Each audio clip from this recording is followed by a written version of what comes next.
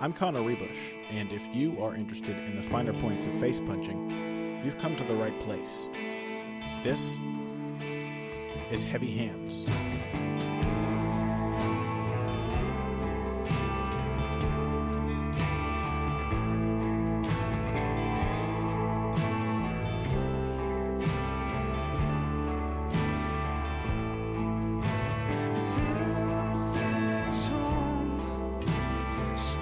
Hello, and welcome to another episode of Heavy Hands. I am your host, Connor Ruebusch. With me is Dr. Patrick Wyman. Let's go ahead and jump in today. We have a fight smorgasbord for you. UFC Halifax was way more enjoyable than it had any right to be, certainly more enjoyable than I expected it to be, including the heavyweight main event, which I think all of us in the MMA analysis world, at least, agreed had a lot of potential to be a stinker, being, a 5-round heavyweight main event. It was not that way. Derrick Lewis was amazing, as always. If Derrick Lewis, Pat, owned a 5-star restaurant, I think that his star dish would be called Ether Two Ways. Because not only did he deliver some hellacious punishment in the fight itself, but also on the mic, and just completely electrified as usual, being Derrick Lewis. And we had a lot of other fights in the card that were interesting. Unlike UFC 208, the ones that weren't crazy barn burners didn't feel like slogs because they were surrounded by fights that were barn burners and fun finishes.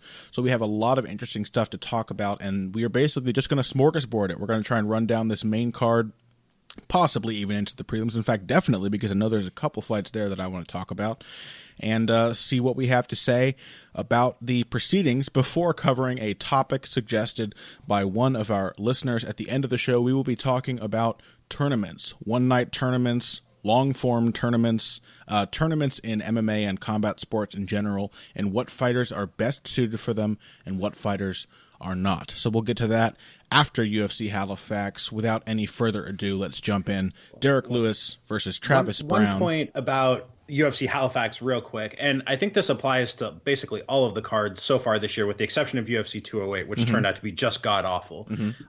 Really, I think in the Mick Maynard, Sean Shelby era of matchmaking, especially the undercard fights, they're really doing a fantastic job of putting together fun matchups. Yeah, the prelims were amazing on this. Yeah, I mean, but think about that Phoenix card, which was a bad card by basically any metric, but pretty much every fight on the undercard was well matched and fun. That was the case for pretty much every fight on that Houston fight night. That was the case for pretty much every fight on that UFC on Fox card at the end of January. Like, they have done, in terms of working with fighters that are not necessarily the best in their divisions, they have done a great job, I think, of putting them in matchups that are designed to bring out fun fights.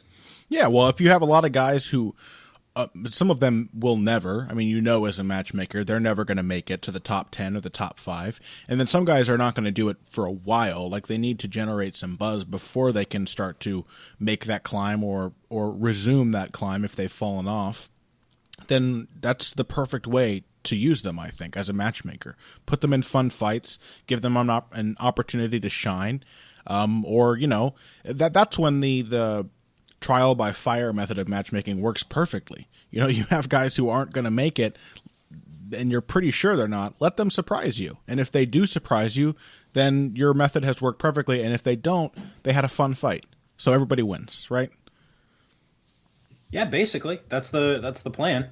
Yeah. So, yeah, it was a really, really fantastic card from where I was sitting. I really enjoyed all of it.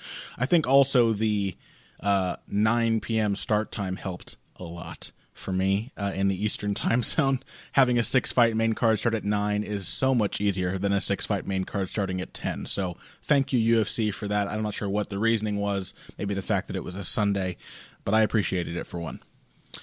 So let's go ahead and dive in. Main event, Derrick Lewis versus Travis Brown. Pat, tell me, what did your elf eyes see? Well, this fight looked a lot like I thought it would, just sped up. I thought that stylistically, when we were talking about this fight last week, I think we both hit on the fact that from our perspective, this was a tough matchup for Derrick Lewis. That Travis Brown's ability to work at range, especially when he was using his kicks, actually using the kicks that are the best part of his game that he has not done much of lately, Travis Brown can be a really effective outfighter. And that was exactly what we saw in the first round. He really hurt Derrick Lewis to the body. He tagged him over and over again. He used his pace. He used his length. He used his ability to stick and move at distance to really chew Lewis up. And had that fight gone into the 4th or the 5th rounds, I wonder how much Lewis would have had left after taking that kind of beating to his legs and body. Mm-hmm. But conversely, we also saw the downside of Travis Brown, which are lapses, kind of mental lapses at various points. And Lewis is perfectly equipped to take advantage of anything like that. If you show Lewis any weakness whatsoever, if you make a mistake, he's going to be on you. Mm-hmm. Like, Lewis's game is not super complex, it's not super deep, but it is perfectly designed around the things that he does well. Yes. And that's exactly what we saw. The second that Brown slipped up, the second that he made a mistake, the second that he left himself on the fence a second too long, the second that he tripped and fell to the ground and Lewis got on top of him, the fight was over. That was it. The second that Brown screwed up, Lewis was there to take advantage. Well, I would say that 4 seconds after Travis Brown was done, the fight was over, unfortunately, due to the bungled reffing of Mario Yamasaki, but that's a matter for another time.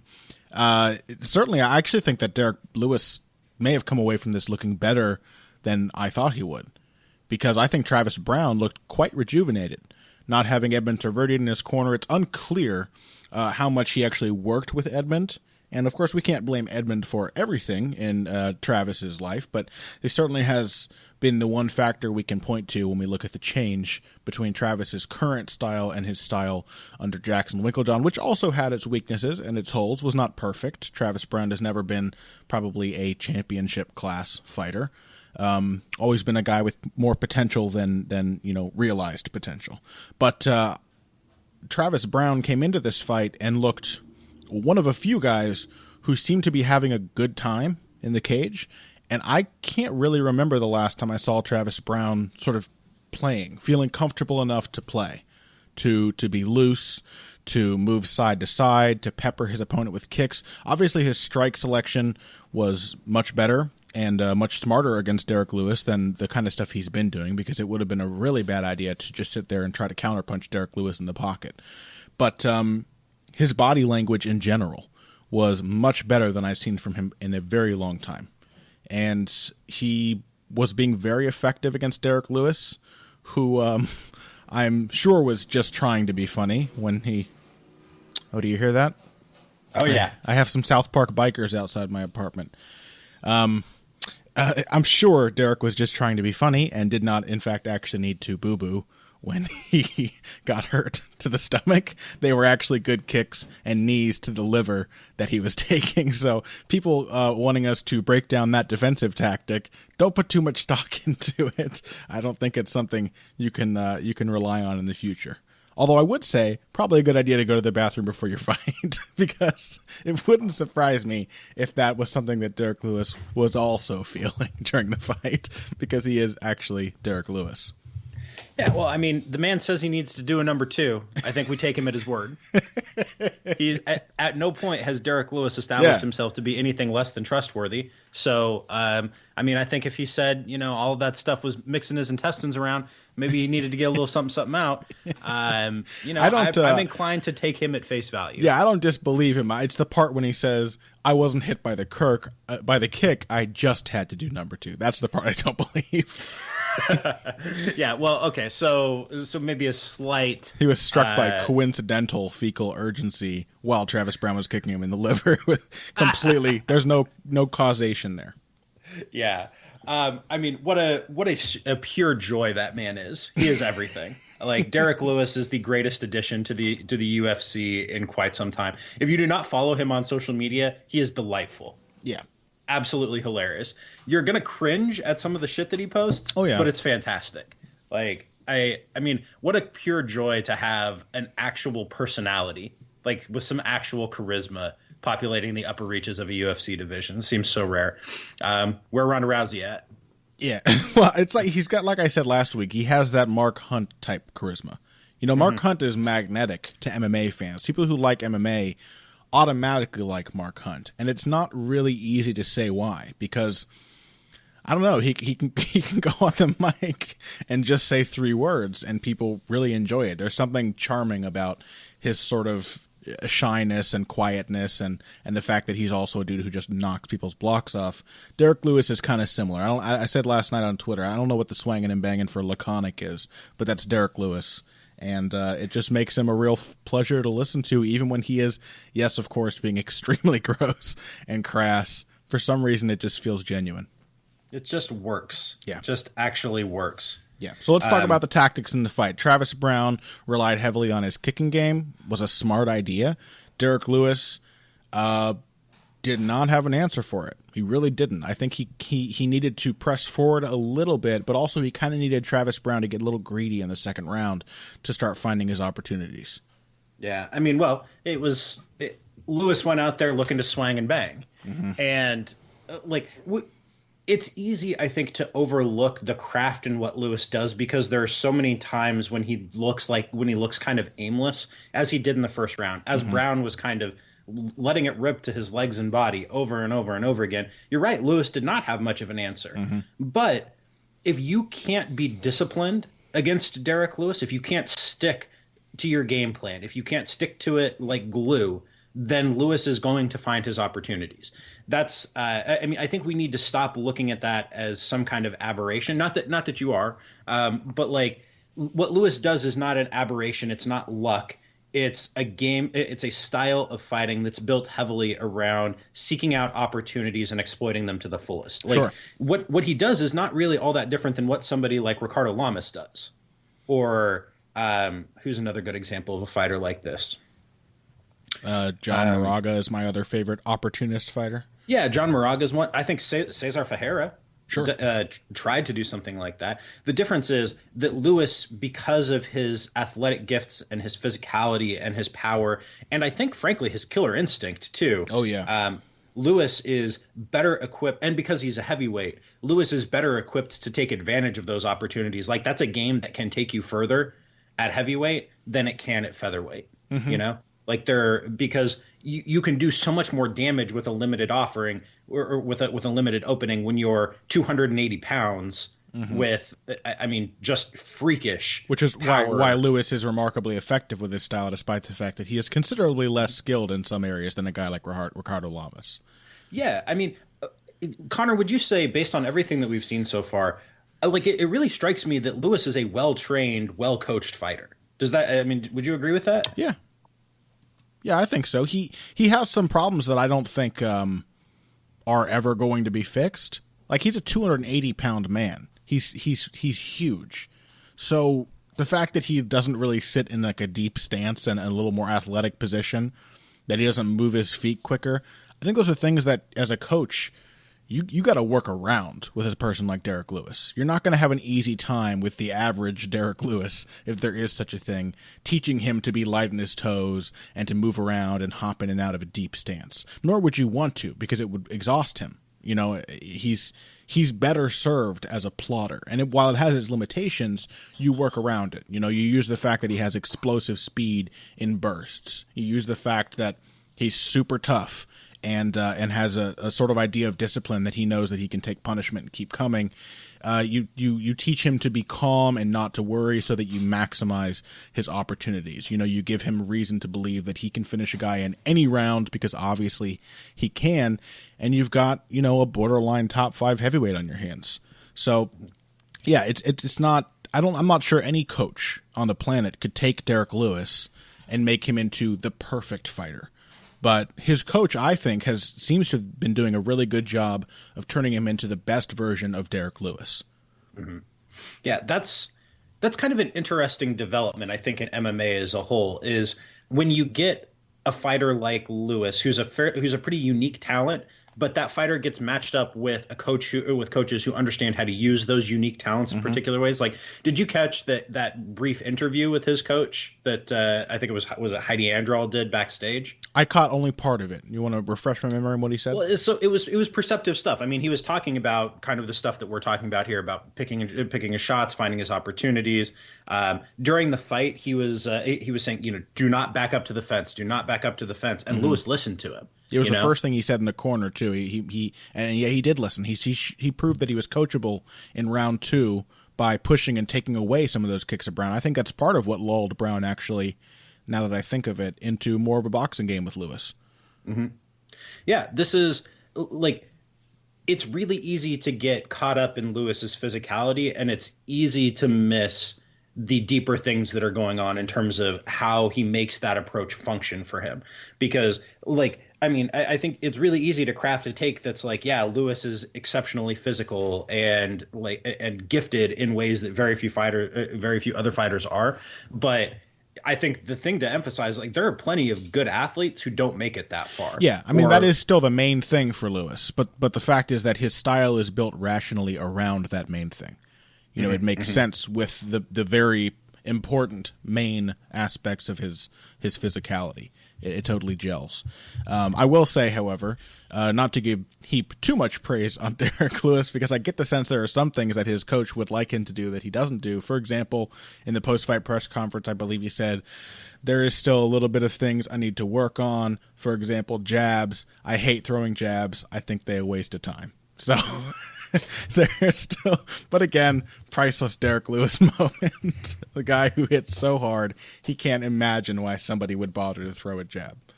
Yeah, so. Well, but there's that. At least we know there is still room for Lewis to improve that aspect of his game. Yes. I mean, like I'm looking at the heavyweight rankings right now, and ahead of him are Mark Hunt, Francis Ngannou, Ben Rothwell, Junior Dos Santos, Alistair Overeem, Cain Velasquez, Fabricio Verdum, and Stipe Miocic.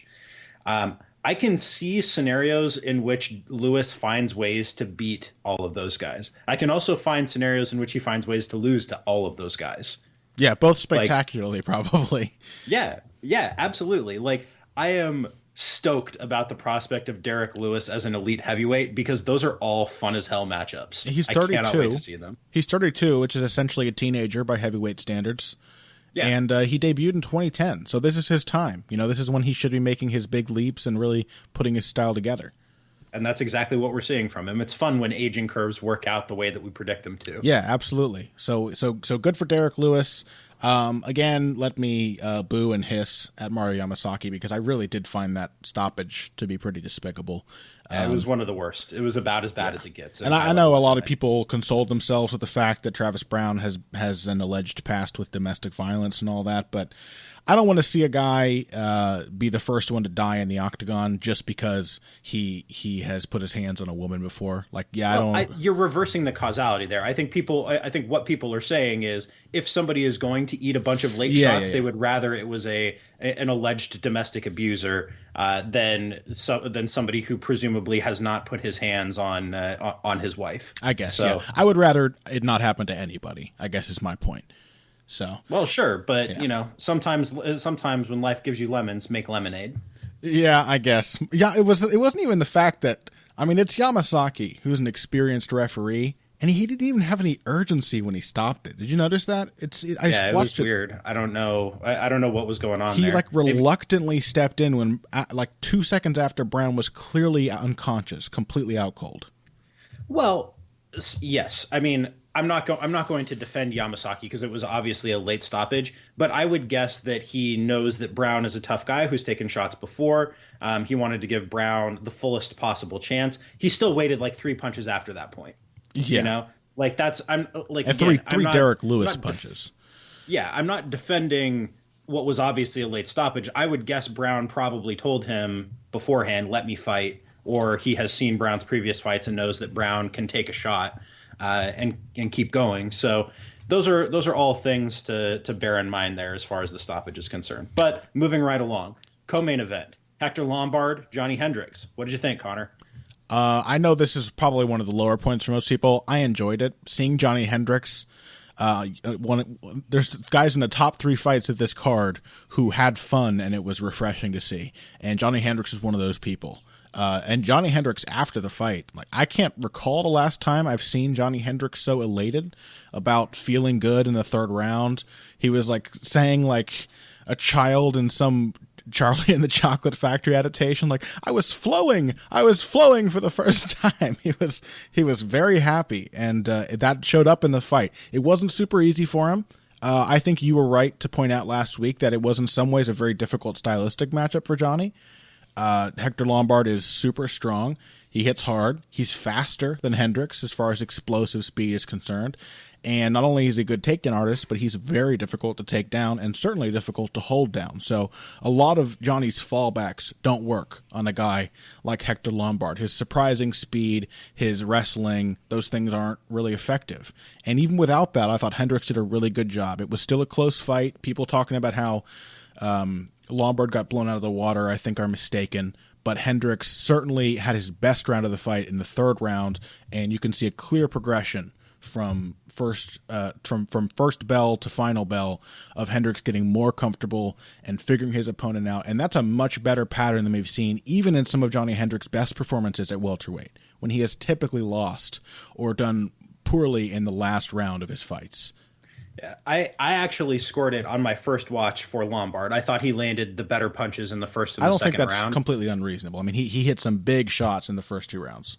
Yeah, what was really striking to me is I thought it was kind of unfortunate that there had to be a loser in this fight, because I thought both guys looked good. I thought both guys looked like the best late career versions of themselves. They were both doing really crafty things. Like, I think it's heartening that we've entered the crafty veteran phase of Johnny Hendricks' career, and Hector Lombard's too. Lombard has never transitioned that well, ever, in his entire career. Yeah. He has never done that good a job of finding ways to land his shots, of creating opportunities to throw and land. We've never seen him work the body like that. True, yeah. He also did a great job of punching on the brakes in the clinches. I think that's what I'm talking about. Yeah, that's what you're referring to. Before, like, the problem has never been Lombard's hand speed or power or ability to put together shots in sequence. It has always been that he has struggled to create openings to do that. Yeah. Ways of getting himself into range to throw. Like, that's been Lombard's problem, and he seems to have, at least in some measure, solved that against Johnny Hendricks. So that's heartening for him moving forward. Creating openings, pulling the trigger when he had them. It was a good sign. And how about his chin? I mean, goddamn, Hector Lombard is not as vulnerable as we thought he was. Apparently it takes an H-bomb to put him out, because some of those knees Johnny Hendricks was landing, these step-in knees that Lombard was ducking right into, the replays show them to be very, very clean, and blows that probably would have knocked out a lot of other less shop-worn and much younger middleweights. It was nice to see that from Hendricks, because that's not a thing he's shown really since he fought George St. Pierre. He threw a lot of those against GSP and has not pulled them out in his arsenal since. Yeah, even though he has been in matchups where they would have served him well. Mm-hmm. Yeah, I thought Dominic Cruz said on the Fox broadcast that he has never shown those, and that was a bit of a mistake. I'm not going to, roast Dom about it. But they haven't really been a big part of Johnny's game in a while. I think because more he's been trying to play it safe and wrestle people a lot, or getting beaten up, and hasn't really had those opportunities. So, yeah, it was nice. It seems to be a weapon that he uses when he feels in control of a fight. When it's a weapon he uses because he can set it up, basically. That's when it works, is when he can use his right hook to set it up and play it off of his left hand and his right hook and jab. And he was in such a position in this fight that he could set things up, which is what he meant when he said, I was flowing for the first time in a long time, that he was seeing the openings, he was making reads, and was enjoying himself. It was a close fight. Did you end up rescoring it at all, Pat, or are you still going with your Hector Lombard scorecard? Yeah, I thought on rewatch, I thought it was 29-28 Hendricks, but I wouldn't be mad at a Lombard card. Like, I really thought that Lombard landed clearly the harder shots, the more damaging shots through the first 2 rounds, but Hendricks landed substantially more. In the third round, there was no question. Like, when the only clear round of the fight goes to the winner, I don't really have a problem with. I don't really have a problem with even a fairly contentious scorecard. So, but it was heartening. I thought it was a good fight. I understand if people weren't super entertained by it, especially because everything that happened on either side of it was pretty crazy. Except for, I guess, the fight that we'll talk about after the break. But I thought it was a good performance from both guys. And if you were looking for reasons to be optimists about them moving forward, you have a lot of good things to take from that. Yeah, for both men. Absolutely. I wholeheartedly agree. So that does it for this segment of the show. When we come back, we're going to get into a couple of other fights. The stunning featherweight debut of Gavin Tucker against Sam Sicilia, although perhaps we should take it in stride. Middleweight fight between Elias Theodorou and Cesar Ferreira, and many more. We're going to try to touch on as many little interesting tidbits from this card as occurred to us. So we will get to those after this. Hey everybody, thanks for listening to this week's Heavy Hands. If you like what you hear, please consider pledging to support the podcast on Patreon. Patreon is basically continuous crowdfunding. You sign up to contribute a certain amount per month to help us with production costs and the like, and in return you get rewards ranging from a mention on the Heavy Hands website to a question or topic of your choice being discussed on the show. We have a lot more in the works to reward you for your help, and we appreciate every contribution. No amount is too small. Just head over to patreon.com and find how you can help out, the only show dedicated to the finer points of face punching. Now let's get back to it. And welcome back. Let's go ahead and dive in, Pat. You made a mistake before when you were speaking. You said the fight before Hendricks Lombard was not very exciting, but you thought the fight before Hendricks Lombard was Teodoro Ferreira. In fact, it was the debut of Gavin Tucker, and I think we can all agree it was better than our wildest dreams. It was better than any of us really hoped for, especially because there was not a lot of footage out there on Gavin Tucker, and his level of competition was pretty abysmal compared to that of Sam Sicilia. So we didn't really know fully what to expect. At least I'll say that for myself. Yeah, it was hard to say exactly what we were going to get from Gavin Tucker. It was pretty clear watching the footage that was available that he was talented. Yeah, of course. That he could do a lot of different things, that he was a good wrestler, that he was a slick and pretty aggressive grappler, and that on the feet he put together really nice punch-kick combinations. He moved pretty well. I don't think that we expected that. No. I sort of expected him, seeing that he was good, I sort of expected what we saw in Matt Lopez's debut against Tani Yaya, where he had some really good moments early, was clearly a guy who deserved to be brought into the UFC, but the discipline wasn't necessarily there. Tani Yaya eventually got to him. Lopez started to wear out, and that almost happened in this fight. Sicilia just decided to he was going to take the shots anyway. He didn't have the techniques to get inside and set his strikes up, so he's just going to start winging more bombs, up his volume, and come forward. And he started to tag Tucker a few times in the third round, but unlike Matt Lopez, Tucker somehow already knew how to deal with that. He brought it back together, he returned to his discipline, and only when he had firmly re-seized the momentum of the fight did he go back to his sort of clowning and more loose, playful tactics. Well, so there's a big difference here between those guys that we need to bear in mind. And this is an important thing. We mentioned this earlier when we were talking about Derrick Lewis and aging curves and how he's like 6 years into his career. This is when you would expect Lewis to be making those leaps to be a fully prime fighter. Gavin Tucker has been fighting since 2010. He is a prime fighter.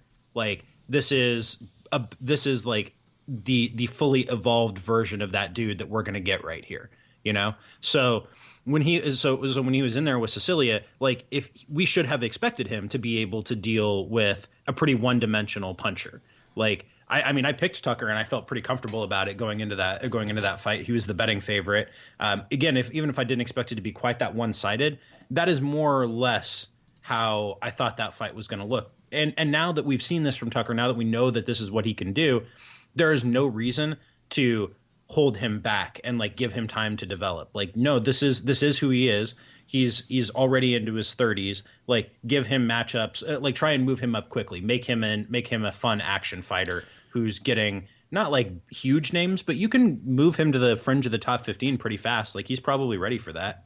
Yeah, I'd say so. He seems to have a lot of talent. He's very comfortable in there, and beating Sam Sicilia, you know, he's a one-dimensional guy, but he's a one-dimensional guy who knocks out those who aren't ready for this level of competition, and isn't typically outclassed to that degree.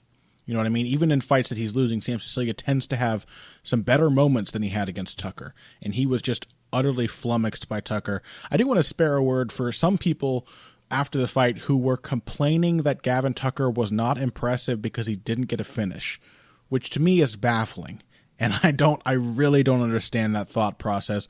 A finish was literally the only thing that could have possibly made that performance more impressive from my perspective. It was the only thing that could have, if he had gone in there and finished Sam Sicilia in the third round, I would have said, wow, that was a consummate showing of MMA skill. Instead, Sam Sicilia is tough as usual, and Gavin Tucker is maybe not extremely powerful with his hands. Also, he didn't go in there and brawl with Sam Sicilia in the pocket, which makes total sense to me. So I think some of y'all need to watch a little boxing and learn to appreciate something other than KOs, because Gavin Tucker did damn fine work in that cage, and I don't see fit to complain that he didn't happen to also get a knockout. Yeah, that seems like a bizarre complaint to me. I don't see that at all. What was striking to me about this fight was the extent to which Cecilia had no idea how to deal with what Tucker was showing him. And I mean, you can know that Cecilia is kind of a one-dimensional puncher. I mean, more of a brawler than anything on the feet. But it's still shocking to see somebody have no idea how to deal with footwork and angles, because at the core of it, Tucker kept moving. He kept getting his lead foot outside. He kept getting the dominant outside angle. He kept pivoting. So when so he would cut to the outside, plant, and then pivot to readdress. So every time Cecilia tried to throw his right hand as a counter to Tucker's left, it's not that Tucker was out of range per se. It's that the angle was not there for Cecilia to land it. Yeah. Right. So so Tucker managed to stay close enough to land a pretty high volume of strikes over the course of the fight. It's just that he was never right in front of Cecilia for Cecilia to hit him. Like, it was basic stuff, but it was all executed with real slick skill and with a ton of confidence to be able to stay as close as he did. Yeah, absolutely. And I think he did most of his clowning when he wasn't in range, which is a mistake a lot of fighters make, is to stand too close when you're deciding to play around. And even great fighters like Conor McGregor have made that mistake. Conor McGregor against Dustin Poirier, I can recall, came in with his chin out and his hands down, and then Dustin Poirier decided to throw a punch, and he hit Conor McGregor in the chin because he didn't apparently have a backup plan. Gavin Tucker did what Dwayne Ludwig said back when I asked him about people who criticized TJ for crossing his feet and taunting when he fought Renan Barão, and said that that stuff happens out of range and we know our distance. And for the most part, he's right. And that was definitely the case with Tucker. So I say, yeah, put this guy in some solid matchups. As for Sam Sicilia, I'll say he is he's an enigmatic little guy. Would you say that? Does that pun track? I'm trying to say Rick Little in some way that I'm not just calling out his coach. But I suppose I should just point out that it's not utterly surprising that Sam Sicilia with Rick Little, who is a self-described altitude truther, does... Can we just use that as our tagline for talking about Rick Little from here on out? Self-described altitude truther? Yeah. Like, what a great lead-in to talk about him. Yeah, no, it was... He just doesn't... It's not surprising that Sicilia does not have that much depth to his technical skill. He's under the guy who thinks that blocking leg kicks is a sign of weakness. So, he didn't... If Sam Sicilia had a better coach, he could have absolutely been... I mean, Sam Sicilia could be a lot more like Cub Swanson, for example. Have a little more craft and still be able to bite down and get wild when he needs to. He could have been a much stiffer test for Gavin Tucker, because obviously he had some glimmers where when he at least started to come forward and start throwing, he started to land in the third round, but that was all he knew how to do, was to come forward and just throw without setup. Well, Cecilia could be a much different fighter and a much better fighter under different circumstances. Just because you've got power in your hands and just because you like to bang doesn't mean you have to plod after your opponent and let him cut angles on you all night just because you're a puncher. Like, that's it. I feel like there are some real basic misunderstandings of the kind of fighter that you can be, given the tools, the toolkits at your disposal. I don't know. I mean, I'm finding it hard to be real impressed by our friend Rick Little here, but that's just me. That's just one man's opinion, or I guess two men's in this case. Mm-hmm. Yeah, definitely two. I'm with you on that one. So that's about it. Gavin Tucker, he's shown in that debut. I'm looking forward to seeing more from him, either at featherweight or bantamweight, because he was pretty small even compared to Sam Sicilia. So he may have a future at bantamweight, but he seemed perfectly comfortable at this weight, and I don't want to push anyone to cut weight if they're doing fine. So next up, middleweights, Elias Theodorou, Cesar Ferreira. Not a ton to talk about in this one, other than the fact that I fully expected Cesar Ferreira to be a really bad matchup for Elias Theodorou. And I think in many ways he still was. And nonetheless, Theodorou kind of did what he does and hustled on through that fight and made it way tougher on Ferreira than I thought it had any right to be. Yeah, so that's pretty much how I expected that fight to go, was Ferreira landing his shots and then doing nowhere near enough to capitalize. Like, that's the nature of this version of Cesar Ferreira as a fighter. Like, if you're not going to get scared off by the things that he does, or he can't take you down and get on top of you, then that's what the fight's going to look like. A lot of him waiting on things to happen. And Theodorou, for all of his flaws as a fighter, and we could talk at length about Theodorou's flaws if we really wanted to dig into them, waiting too long and not putting offense out there is not one of them. Mm-hmm. You may not like the form his offense takes. It may not be super aesthetically pleasing. You may not think to yourself, what a masterful technician, but he is going to throw volume. He's going to produce offense. And if you just refuse to produce offense, then you're going to hand rounds to him. Yeah, and it's not just a matter of the judges saying it. It's also super annoying for an opponent. You know, I mean, like, imagine Sam Alvey had the most irritating experience of his life fighting Elias Theodorou, and he's more limited than Ferreira in what he can do with his style. Although I think he's making some adjustments to that now, finally. But Theodorou is just totally annoying with the fact that he throws tons and tons of volume, constantly sticking something in your face, hitting your body, hitting your arms. Not a huge amount of power in most of these strikes, but they just keep coming, and he doesn't stop throwing them even when they're not landing. And then eventually annoyance turns into frustration or sometimes genuine worry. And I think that was the case for Ferreira a few times into this fight. Like, it's not the same as a pressure fighter per se, but there's still a mental pressure produced by the kind of volume Theodorou puts out there, because he doesn't let you hold him in place, he doesn't let you track him down easily, and he does not stop throwing. Yeah, exactly. I mean, this was a win for work rate and volume. So now props to Theodorou for... That being said, I mean, I did think Ferreira won the fight, and I think a lot of people agreed. He did nothing. He did absolutely... You know how many strikes Ferreira landed over the course of that fight? How many? He landed 11 fucking strikes. You cannot give a fight to a guy who lands 11 fucking strikes the whole time. He also rocked Theodorou with his first punch in the first round. And what did that get him? Nothing. It got him nothing because he got outlanded over the course of the rest of the round. Like, I'm all for scoring the heavier punches, but if you land 11 shots in 15 fucking minutes, you don't deserve to win a fight. Like, I'm sorry. Even if you have successful grappling against the other guy for long stretches of time? If what? Even if you have long stretches of successful grappling against the other guy? What was successful about his grappling? He had his back for 15 seconds, didn't sink in a choke, and did basically nothing with it. Well, I mean, obviously the rules state, and we both agree on this, we've talked about this in the past and been on the same side as one another, that grappling and striking, they have to be understood in a balance.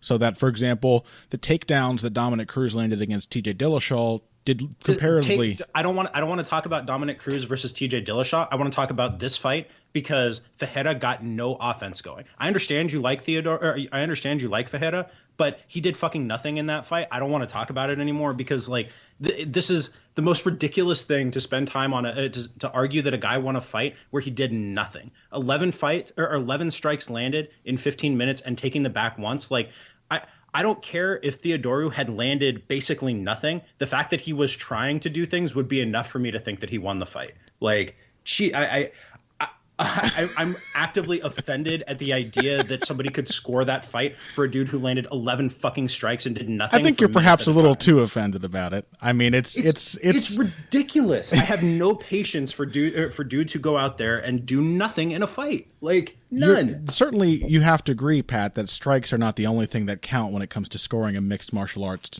combat match. But like, you cannot give a guy a round on the basis of having somebody's back for I think it was about 25 seconds and what turned into a crossface rather than a choke attempt. Like, after what is effective grappling if not takedowns? I am not going to argue with you about effective grappling in the context of him getting the back for 25 seconds. Well, you have to tell me what effective grappling is. Effective grappling would be maybe having his back for a minute, maybe sinking in a choke attempt that was actually relatively close, using that position to land strikes on the ground. I don't think that they even credited him with a submission attempt. Okay. Like, yeah, of course there's effective grappling. I'm not saying there's not effective grappling. I'm saying that, like, hopping onto the back and holding the position for less than 30 seconds should not win you a round. Like, of course, yeah, absolutely. If I get to your back and I hold you there and I have 4 choke attempts and maybe you land 3 more strikes than me the rest of the round, like, yeah, I should probably win that round. This is not an argument against grappling. It's an argument against scoring that fight for Cesar Ferreira on the basis of his grappling. That's why I don't want to talk about Dominic Cruz. How do you feel about the 30-27 scorecard? Do you feel there's anything wrong with that? I don't give a shit. Like, Theodorou landed. Okay, so Ferreira landed 9 strikes in the first round. They had so already he landed landed 2 strikes the rest of the fight. He did not land well. The fight for a guy who landed he did not land the well rest of the fight? In the latter 2. That's true. But in the first round, he landed 9 strikes. They had already landed only 12. Yeah. So does that override the fact that Fajeda did the most damage of the entire fight in that round with the one shot he landed early? Does a 30-27 become justifiable under those circumstances? I think not. I think at least that is ridiculous. I think it's probably, yeah. I mean, I think it's a 29-28, and I scored it 29-28. I don't think that's an unconscionable scorecard. Yeah, I'm saying that in the context of the rest of the fight, I don't give a shit. Like, and you seem to give a shit. You're aggressively not giving a shit, if anything. Like, I think that if you can get riled up about scoring a fight for a guy who landed. I'm not riled up, Pat. One of us is riled up here. It's not me. I mean, like. Okay. I think I pretty calmly said I didn't agree with the decision. I'm not riled up, I promise you. I mean, I am aggressively I will say I'm aggressively offended by the idea that in anybody's mind you could score a fight for somebody who landed 2 strikes in the last 10 Okay, that's fair. He did land 1 strike in the last 2 rounds. That is pretty absurd. In each of the last 2 rounds. Yes, in each of the last 2 rounds. He landed 1 significant strike. Let's give him full credit. Yeah, he did. He also got 3 takedowns. He had some substantial control in the last round. I don't think it's as ridiculous as you say. But I don't think that Theodoro didn't deserve the win. And our point about him basically hustling his way to victory certainly stands. So let's move on. We don't have a lot to say about Sarah McMahon versus Gina Mazzani, other than the fact that it was easy money for somebody who put bet on McMahon inside the distance. So that was fun to double my money on that one. Sarah McMahon fought somebody that she really didn't even have to fight. Paul Felder versus Alessandro Ricci. What do you think about that one, man? That was awesome. That was everything I hoped that fight could be. Ricci is a sharp technical fighter. I enjoy the hell out of Felder. It's nice to see them putting Felder in action matchups because it seems fairly clear to me that he's not like an elite lightweight, but he is a super fun fighter with a very specific skill set that plays well in particular kinds of striking matchups. And lo and behold, when they put Felder in fun striking matchups, he puts on fun striking matches. So what do you think makes him not an elite lightweight, or what makes him only effective in certain kinds of striking matchups? Well, I think he's a particular kind of striker. Like, I think more than anything, he's kind of an aggressive counterpuncher who isn't that aggressive and doesn't always pull the trigger on his counters. Yeah. So he needs a particular pace to fight at. I think he needs an opponent who's going to push the pace on him as much as anything. Yeah. Who's going to throw volume, who's going to force him to take those opportunities and work. Because otherwise he can end up kind of standing there and kind of trying to walk you down. But the fact that Ricci was willing to go in there and throw, was willing to go in and produce volume, that to me speaks to the kind of matchup that's going to put Felder in a fun fight. Yeah, I also think a problem for Felder has been he's almost a little too textbook. You know what I mean? There's nothing to complain about in Felder's technique, really, unless you're an absolute stickler for certain things, which I used to be and I'm not anymore. So I don't really find any reason to look at his right hand or look at his pivot or his head movement and say it's wrong. It works for him. He knows how to use it. But there's often this sense that it's not really organic coming from Felder, that it's not he like hits a button in his mind and the technique executes.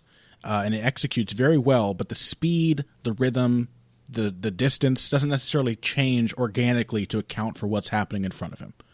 And I thought that was a little better in this fight. He made quite a few adjustments to his range, switching, of course, from the left hook counter that he loves to the up elbow counter, which he shattered Alessandro Ricci's nose with. Not something we see very often, though common in Muay Thai, not something we see very often in MMA. And I thought he looked really nice, pretty adaptive, and more so even than he has in past fights, where it has taken a very specific kind of matchup. I thought Ricci may not have been a super easy striking matchup for him. I kind of expected Felder to have to wrestle a bit to get this win, because Ricci, I thought, would try to maintain the distance, stay on the edge of range, and not quite let Felder track him down. And he tried, and it didn't work. Not that Ricci is a world-class striker, but he's good, and he's tough. He's never been knocked out. And he has a lot of experience in kickboxing. So to see Felder put him away with that much ease was pretty awesome. A good sign for him going forward. Like you, I'm not sure if he'll ever be, a top 5, top 10 mainstay, but put him in action fights like this, I will always tune up to watch Paul Felder. I even enjoy his slower fights, but I always enjoy performances like this. Yeah, he just has too many weaknesses, I think, to ever be like a fully top fighter, because even though he's a striker, you can beat him on the feet. In addition to being able to out wrestle him and out grapple him. And like, there are too many ways to beat him for him to be a top fighter, but like, he's exactly the kind of guy you want on cards like this. Like, he's super fun. I just enjoy the hell out of his game. And he's probably too old at this point as a lightweight to make big leaps. The necessary adjustments. Right. But smaller refinements are possible, and he is making those. It's clear. So, and then there were a couple of prelims real quick that we wanted to talk about, right? You wanted Nordine Taleb versus Santiago Ponzinibbio? Yeah, and Thiago Santos versus Jack Marshman. You want to get on that one first? Yeah, so Santos Marshman, I thought that was going to be a banger. They booked it as a banger, and it turned out to be a banger. That was exactly what it was supposed to be. I thought that Marshman would be able to land more of the kinds of shots that he floored Santos with. I really thought that Santos was going to have some trouble maintaining the distance, because he doesn't have great like stick and move footwork. No, and his boxing in the pocket is very stiff and robotic. Yeah, exactly. But when Santos got the space that he needed to play more of a kick-based game, oh boy, that wheel kick, huh? That was the sound that made. It was frightening. Genuinely, it sounded like something a Foley artist would use to represent a man's head literally being smashed by a mallet. So, not the sound of something I would like to be hit in the head with, is what I'm saying. And Jack Marshman was still conscious. Dude, Jack Marshman, I've been following Marshman's career since he was fighting on like Bama shows in 2010, 2011. Like, I enjoy the hell out of his game. He is super fun. Yeah. But he is super tough. He has taken beatings from all sorts of guys over the course of his career. It is not surprising to me that if anybody could eat not just a wheel kick, a Thiago Santos wheel kick and still be standing, it would be Jack Marshman. Yeah, very impressive. Still be conscious from both guys. I thought that Santos actually did a nice job of having an adjustment in the second round of that fight. He was not going to be able to contend with Marshman in boxing range. Did he go for a takedown at one point? He did, yeah. I think he got Marshman down to kind of slow his roll, which is a smart adjustment from him. He's always been better in top position than he has when he's stuck on his back. So if he's going to go to the ground, it should be in top position. Good to be able to change the pace. Rather than just be a kicker, he can be one of the many kick wrestlers in MMA, and that's a style that has its limitations, but it works for a reason. We've talked about Aljamain Sterling many times in the past. You have options there, and you have two ranges which suit you rather than just one. And then Santos, I thought, did a really nice job of using his footwork more in the second round, using a lot of movement, switching stances, kind of being weird and tricky. He almost looked to me in that second round, in about the 20 seconds preceding the knockout, like a Taekwondo fighter, kind of doing that surfboard style footwork that they like to talk about, where he was sort of floating in and out of range, feinting with his feet, and it slowed Marshman down quite a bit. He landed a few kicks, but Marshman had difficulty seeing when the kicks were going to come. And for a guy who is already an extremely fast, undetectable kicker, that's a really nice adjustment to have a little bit of that TKD in there.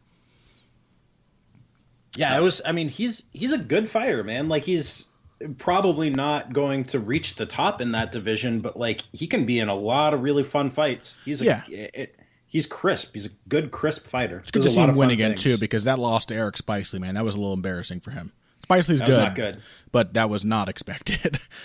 He was expected to get back on the winning track a little earlier than this. Finally, one of my favorite, if not my favorite fights of the night, Santiago Ponzinibbio took on Nordine Taleb in the welterweight division. I said before the fight began that I wasn't sure if it was going to be a chess match or a barn burner, but either way I expected it to be just full of fun things to look at, and it ended up being a little bit of both, which is perfect. It was a chess match that evolved into a barn burner when both guys went into the third round, each having won one of the previous two. So what did you make of the fight overall, Pat? It was as good as I thought it could be. Like, Taleb has turned into a really good fighter over the years, and Ponzinibbio, who was always fun, has turned into a really, really good fighter too. They've both evolved over the years. They've both made adjustments. I just really enjoy both of their games. Like, if we're talking about kind of mid to high tier welterweights, these are two of my very favorite guys to watch. You kind of slot into that. Tim Burke on Bloody Elbow said that Santiago Ponzinibbio is his favorite irrelevant fighter, which is perhaps a little cold, but he said it with all due respect to Ponzinibbio and lots of love in his heart for the man because, yeah, he's not a name that's probably going to be in the top 10. Who did somebody say something like that last week? That or maybe at Bellator, somebody said he's not a name, but and I don't mean to disrespect him. I wish I could remember who that was. Somebody said that about their opponent as they were standing in the cage right after beating them. But it was like nice and respectful. It's possible to call someone irrelevant without being mean-spirited about it, I guess. But I think Ponzinibbio, at least, and possibly Taleb, are on the cusp of being relevant. Taleb, neither man has a ton of time left, although Ponzinibbio is a little bit younger. He's also had a ton of fights, although not for too long. He's in the 9th year of his career, so he still has a little bit of time to maybe make some more improvements. Well, they're both kind of late prime guys making their last runs is how I would describe it. Yeah, but it could be a great last run. It could be their last run could very well be the best of their career. To the point where maybe they get another run after it that's less impressive, but they've learned enough craft to survive beyond the point of their prime. Ponzinibbio, very reliant on his angles, which, by the way, are really, really good. That was what allowed him to pretty much school Zach Cummings on the feet in their fight. And Zach Cummings is a very underrated striker. He's not a bad counterpuncher. He can press forward. He's got hard kicks. He's got power in everything he throws. Got the clinch to fall back on. He's got a lot of options on the feet. And Ponzinibbio just sort of toyed with him by peppering him with Lee right hands and jabs, rolling under his counters, stepping to the side. Every single time Ponzinibbio lands, you can say very proudly of him as a trainer that he knows that he does something after every shot he lands. He either keeps throwing or he makes a defensive move. He does not stand around in front of his opponent and do nothing. And that's a really, really good thing for a fighter to have. He's just automatically defending every time he throws. And you can pick up on patterns in that. And Ponzinibbio does not have great head movement to back up that footwork. He kind of relies on his parries when punches are coming right at his face. But the fact that he's always ready to move makes him very difficult to track down. And even though Nordine Taleb had a strong first round, worked a lot of hard kicks, kept Ponzinibbio on the end of his jab, by the time Ponzinibbio got into his rhythm, Taleb started to have a lot of trouble landing. And then, of course, Taleb rallied in the third, hurt Ponzinibbio near the bell. Everything sort of went crazy. Both guys had to dig deep and just do a harder version, basically, of what they had been doing previously in the fight. And it was fantastic. Yeah, so, I think that Taleb was really well prepared for Ponzinibbio. I mean, Taleb is a TriStar guy. Obviously, Firas Zahabi is an outstanding game planner. But it's hard to game plan for the adjustments that somebody like Ponzinibbio is capable of making. Because we've seen Ponzinibbio adjust before, too. Yes. And if he hadn't gotten knocked out by Lorenz Larkin, I would have been interested to see how Ponzinibbio approached that moving into the later rounds of that fight, you know? So Ponzinibbio is good at making those adjustments. He's good at figuring out at reading what his opponent's giving him and responding to that. He did a great job of that against Zach Cummings, like a really, really excellent job of adjusting as that fight went on. He did the same thing here. I like Ponzinibbio a lot. I think he's actually a pretty tough matchup for a lot of the guys who are at the top of this division because he's a pretty good counter wrestler. He throws a lot of volume, and he's willing to stay in range and throw. In a division that has a lot of outfighters, a lot of outside strikers, Ponzinibbio is somebody who is willing and able to take it to them and force them to fight in those And honestly, spaces. A lot of those outfighters, even in the top 10, are not necessarily as precise and crisp as Nordine Taleb. Yeah, that's true. Taleb is not Taleb is a really, really underrated fighter. On skills, he's like a top 15 welterweight, I think. And for a variety of reasons that don't really have a ton to do with his actual skills, he has never truly been able to show that. Yeah, he's a little bit of a late bloomer as far as just showing up in the fight is concerned. You know, he for whatever reason has had difficulty sort of doing what he did in the third round here against Ponzinibbio and just biting down and fighting when necessary. And now he's showing the ability to do that for the first time in his career. So, I think there are a lot of fights I would like to see either of these guys in. Somebody on Twitter was suggesting Taleb versus Joban if Joban loses to Nelson. I love that. Taleb versus Mike Perry Who the hell wouldn't watch that battle of distances? Santiago Ponzinibbio versus either of those guys versus the winner of Nelson, Joban. I mean, there are so many guys right now in sort of the 10 to 20 ranked range of the welterweight division that I want to see, or rather of the, these guys are welterweights, right? Yeah. My mind melting, of the welterweight division that I would love to see fight each other. Guys who are action fighters, but with genuine flashes of contender potential. Guys like Joban and Ponzinibbio and Taleb. I'm excited to see them fight more. And I hope that Nordine Taleb's career momentum, does not take a huge hit after this loss, because he's 35 years old at this point. He probably doesn't have a lot of time left, but it was a really good showing from him. And I would not have been surprised if he'd even gotten the decision. So, solid fight. And so ends our discussion of UFC Halifax. When we come back, we are going to discuss a topic suggested by one of our $20 patrons about tournaments in MMA and which fighters are best suited for them and which are not. Financial support is fantastic, but there are other, even easier ways to support Heavy Hands. Perhaps the best is by spreading the word. We know our fan base. You're all cool, popular people with serious social media presences. You're tastemakers and trendsetters. Okay, there are one or two of you that don't fit that description. You know who you are, but no matter what, you can always help us out by telling folks about the show. You can also give us a positive rating and review on iTunes and Stitcher, things like that. We rely on word of mouth and positive feedback to grow and improve, so thank you very much for your time and your help. Now, back to the show. And we are back. Our topic suggestion comes to us from Kylan Comalt, maybe Comelt. Sorry if I'm pronouncing your name wrong, buddy. Thank you for your $20 subscription to Heavy Hands on Patreon. We got a few others that we will be getting to as well in the coming weeks. If you haven't sent us one in the last few months, then please send us your topic suggestion now. And Kylan, this one's actually fairly old, so you can feel free to send us another one as soon as you want, as soon as you hear us discussing this one. Kylan's question has to do with tournaments in MMA. He says, should a fighter end up in a one-night tournament, what adjustments and tactics would you say are the most beneficial in terms of avoiding injury or dealing with different matchups? Would a fighter like Jorge Masvidal, who puts premium on defense and adapts to what he's being shown, be better? Or would it be better to have Wanderlei Silva-type blitzing aggression to spark out your opponent quickly? Are there any current fighters that you think are well adapted to the tournament style, and if so, who?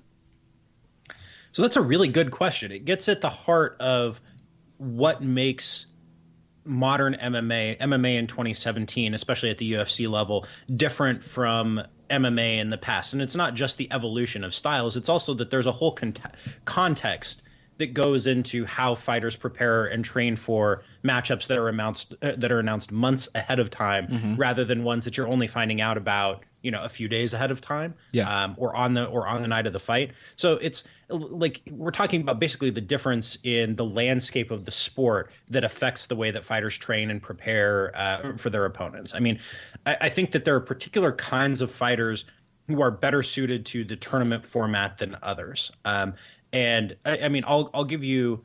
I think that the guys in the current landscape who would do really well in that kind of thing are AKA fighters, guys who spar really hard, who train a lot of different things, spar with high level guys, are aggressive and willing to get after you, have a few different skill sets that they can mix up as necessary, and guys who aren't necessarily huge on game planning. Like I was kind of struck when I talked to Daniel Cormier last year before what was supposed to be his rematch with John Jones about the fact that this was the first fight for which he was really doing what I would consider kind of standard level game planning for a fight. Or like Conor McGregor had a similar moment for his rematch with Nate Diaz. Both guys it was, I will say this, especially because I really like DC, and of course I have respect for Conor McGregor. It was almost embarrassing the way both of them spoke about sort of how revolutionary it seemed to them to work on, dragging the fight out through the first 3 rounds, or just basic stuff, pushing forward instead of pulling backwards,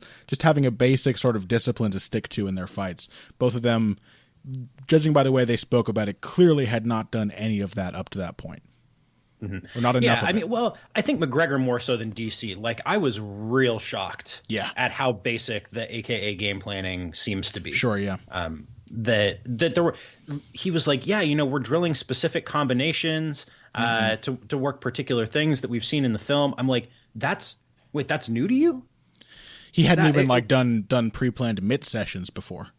No, I've never done that. Everything was just like flow and just going in there and working hard. It's a very much a wrestling room mindset, I think. Where, of course, that's right there is well suited to tournaments. Because when you're a wrestler, you don't prepare for individual opponents. You prepare for the tournament. You fight who you're going to fight. You wrestle who you're going to wrestle at the very least. So I think I understand it. But in a weird way, that's the thing that I think is going to be interesting over the course of this topic, is that we kind of get into the guys who are not obvious, because you have a lot of weird examples of people who do very well in tournament formats or in circumstances where they are taken away from their comfort zone or where they don't have enough time to prepare. We see that on The Ultimate Fighter all the time. Yeah, I'm glad that you brought that up. I was just going to mention that. Like, The Ultimate Fighter is a real weird set of circumstances that does not necessarily suit the fighters that are going to turn out to be the best. Right. We see a lot of winners of The Ultimate Fighter even. Reginaldo Vieira won The Ultimate Fighter Brazil. He's not a top. Because his style is perfectly suited for that kind of thing. He's gritty, right? He's tough, he hits hard, he's willing to throw down, and he's pretty well-rounded. And his style doesn't change from one fight to the next. So he's going to go in there and just try to do his thing no matter what. It makes sense. Yeah, I mean, I think Paul Felder is another guy who would do real well in that kind of a tournament format. Why is that? Because, so it's been my experience watching tournaments that guys don't throw as much.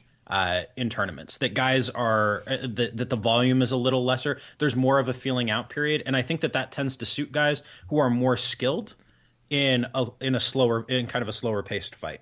I think somebody who reads and adjusts the way that Felder does, even if you think he's maybe a little mechanical about that, I think that those are skill sets that would play well in a tournament. Sure, somebody like Uriah Hall. Yeah, I think Uriah Hall would be a good tournament Not fighter. A surprise that he looked so much better. I don't think it's an accident, at least, that he looks so much better on The Ultimate Fighter than he has in the UFC. Mm-hmm. Yeah, it's not just a matter of the way that your skill sets play. It's also the matter of the way that your opponents prepare for your skill sets. Right. Like that Uriah Hall, when you have a whole camp to work on pressuring him and pushing him back toward the cage and, doing the various things that Uriah Hall struggles with, like, you can make him look real bad. Mm-hmm. But if you're going in there, you didn't know you were going to be fighting him, and suddenly you're faced with this guy who has a tremendous depth of striking skill, who's ridiculously fast. That's another thing. I think athleticism really matters more in a tournament, because you can game plan around your opponent's athleticism. You can adjust to your opponent's athleticism over the course of a fight. But if you're being exposed to it for the first time live 10 seconds in, like, that's a real tough thing to deal with. Yeah, so let's talk about like basic strategizing for a tournament, because there's a certain, you can't strategize obviously for individual opponents in a tournament, but there's a basic sort of strategy that goes with your fighter's style, that suits their strengths, that gives you the best chance possible of making it through, particularly in a one-night tournament where you don't have much time to prepare. So in your opinion, getting at Kylan's question, is it better to have a fighter who is more adaptable and defensively sound, or one who gets their opponent out of there very quickly? Because the defensively sound fighter is going to be harder to hit overall, but he is almost certainly going to spend more time in the ring or cage with his opponent. Whereas the guy who blitzes people out of there early might fail spectacularly if he doesn't get that early knockout, but could very well get through one or two of his early fights in the tournament with no damage if he manages to knock his opponents out quick enough. So which of those is one of them stronger than the other, even? That's a really good question, and I think you can be both. I think that both are viable ways to approach it. So, like I mentioned, I think the pace of a fight is generally a little bit slower in a tournament. Mm-hmm. So I think that there's more room for your kind of adjustment-based, defensively sound strategy to pay dividends for you in that kind of a fight. Whereas if you know you only have to fight for 15 minutes, your opponent can just push you and push you and push you and push you, and kind of outwork you and overwhelm you. Yeah, we've seen, how many times have we seen that happen to guys like Gegard Mousasi or Jorge Masvidal? Sure. But in the context of a tournament, where in the back of your mind you've got to be thinking like, man, if I win this, I'm still going to have another fight or two. Then suddenly it changes things. So I think that that's viable, but I also think it's viable to just overwhelm your opponent. We've seen that in a couple of the Ryzen tournaments with guys who have taken that approach and have made it work for them. Well, if in the same circumstances, if your opponent's going to be coming in with a mindset of I have to take it easy and figure this person out so that I don't get too banged up, that's almost even a perfect opportunity to go in there and do the opposite, to overwhelm them when they're not ready to do any, heated fighting just yet. Yeah, that's exactly it. So that's exactly it. I think an example, maybe it's. I think what I said before is basically that's the crux of it. That's the rub, right? Anthony Johnson, I think, would be a guy. Again, he has a lot of the things going for him that the AKA guys do. He's. I don't think a lot of his training is super specific to his opponents, and he's a very much hard sparring kind of dude. With Henry Hooft, I get the sense that they do a lot of heated sparring and high intensity stuff down there at that gym, and that shows up in fights. He clearly knows how to react in a split second to what he's seeing in front of him, to pick up on openings, to hit his triggers and land hard counters. Everything is there. It's very natural for him because of probably the way he trains. Also, of course, just the way he is. But we have seen Anthony Johnson fall flat when he does not get those early knockouts. And I think that might be even more difficult in a tournament, because it would probably be very starkly contrasted between Anthony Johnson getting a very quick knockout or Anthony Johnson potentially losing very badly and not being able to keep up, especially as the tournament goes on. Yeah, that's true. I could see that going either way. But, if you're so powerful that you knock out your opponents inside 2 minutes, you're probably going to be good to go. Probably, yeah. So how well does a guy like Anthony Johnson recover if he gets into like a 4-minute brawl with his opponent? How much time do you think he probably needs to recover before the next fight? Yeah, those are real questions. It's hard to say. I hope that we see more tournaments like the ones that Ryzen has done, simply because it's an interesting thing to point to as a comparison against what the UFC is doing, because it's so different. Yeah, and it's like, I like seeing variety in MMA. I don't think it has to be just like boxing. And even boxing, it doesn't have one-night tournaments, but tournaments are always fun in boxing too. When you get a bracket and you get guys to work their way through and they get to get all these impressive wins. It's like tennis having different surfaces to play on, Like it just gives you a little variety. Is it ring or cage?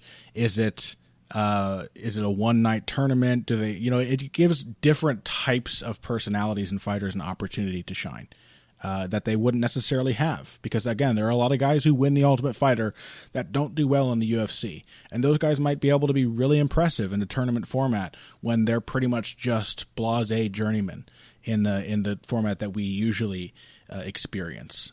There's one more thing I do want to talk about before we wrap up that might play a factor, and maybe we can get at the understand the reasoning behind it, although I don't know if that's possible. One ability or skill that we don't talk about a ton, but it's coachability. I think having a perceptive coach in your corner and being able to listen on the fly and not get caught up in a tournament, which I imagine, especially a one-night tournament, can be a very emotionally taxing affair. Constantly being worried about your next fight. We've heard from fighters many times, even in the UFC, that they were too focused on their next fight. They were too focused on who they were going to be fighting later, and they didn't focus enough on this one.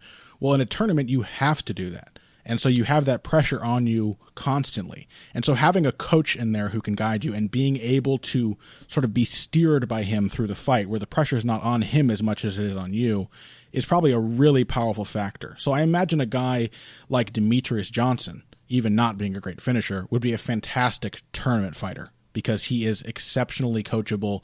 There is never a round break that goes by that Demetrius Johnson does not make the exact adjustments that Matt Hume asks for immediately upon starting the next round. Yeah. Well, no, I think so let's talk about a coach who has had a ton of experience in coaching fighters in tournaments, like Rafael Cordeiro. Sure. How does Cordeiro approach work in the corner? Well, he focuses on what his fighter can do, not on what the opponent is doing. Sure. He tries to imbue his fighters with confidence and positivity. Now, as it turns out, that approach also works well in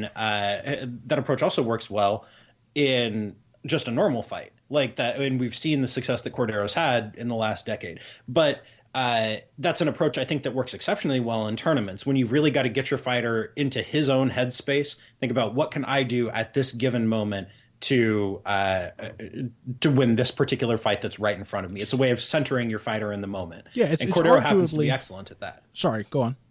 Yeah, no, that's all I had to say. Well, it's arguably a little more limited in the sort of MMA we typically see.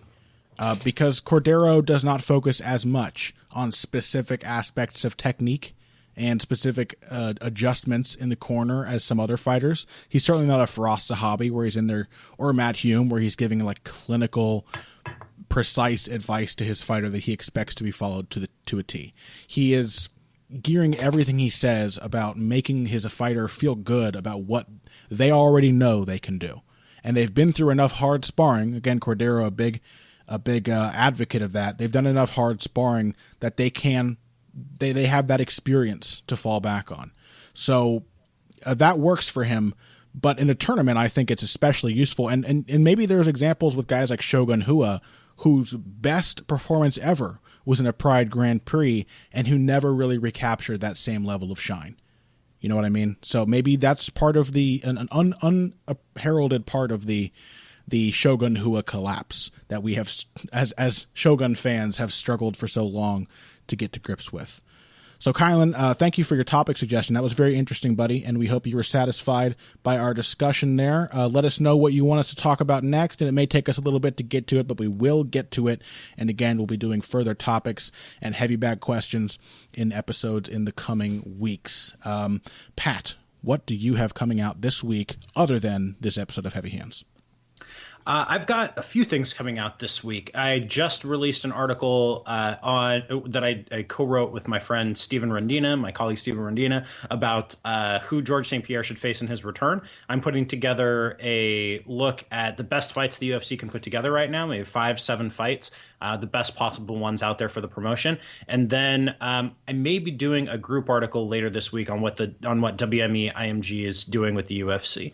Otherwise, releasing a new episode of History Matters, and I'm preparing for a new Fall of Rome. But that's about it. What are you doing, Connor? Well, Pat, I don't need to read your article about what GSP should do because I already read your tweet. It's Anderson Silva, Conor McGregor, Nick Diaz, and then everything else. Was that how it went, basically? Yeah, basically. I would also accept Nate Diaz as an acceptable answer to that question. Sure. Not and then Michael I thought it was Bisping or the Woodley Thompson number winner. 521 on your list was Tyron Woodley. Yeah. So, boy, I can't say I'm excited about GSP's return. I got to be honest. As a really big fan of GSP, I support his desire, but I'm worried. You know, I think I would love to see him fight on what amounts to the Legends or Money circuit. Yeah, I don't particularly have any desire to see him fight like a prime, dangerous welterweight. No, I would love to see GSP Anderson. I think that's great. I would love to see that fight. Finally, why not? That fight is so obviously the right one to make here. Just fucking do it. Yeah, like, people will still tune up to watch that. Yeah, that will sell 1 million pay-per-views. Do that. Sell 1 million pay-per-views. Let one or both guys ride off into the sunset after that with a huge amount of money in the bank. Like that gives the UFC the headliner it needs at a point in time when they desperately need somebody who can draw. Like, that's just so obviously the right decision to make here. Like, if they put him in there with Conor McGregor or if they put him in there with the Woodley Thompson winner, like, I get it. I would understand why they do that. I just think it's very clearly the wrong decision to make. Although I do think of the bad matchups they could give GSP, Conor McGregor may be one of the better ones. But we can talk about that if that fight does indeed get made. I just think it's kind of a promotional waste. Like, McGregor will draw versus anybody and GSP will draw versus anybody. And if you're so desperate to put together quality main events that can draw something, why would you blow both of those barrels on one target? Yeah, that makes sense to me. As for me, I'm probably going to be doing some kind of piece on UFC Halifax. I'll either be writing about Derrick Lewis, although I may also do something on Gavin Tucker. And in fact, now that I'm thinking of it, I might just go with a technique recap, kind of my own version of a fight smorgasbord, and do some detailed analysis on some of the stuff we saw this week. Other than that, check out our last bonus episode. We will have another one coming soon.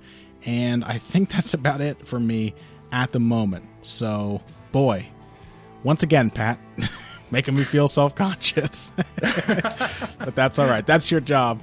Thank you, everybody, for tuning in. We hope you enjoyed this episode. Get at us on social media. Pat is at Patrick_Wyman on Twitter. I am at BoxingBush, BUSCH. If you do want to get in touch with us with something other than Patreon questions on Patreon, which we want you to send us a message on Patreon if you can.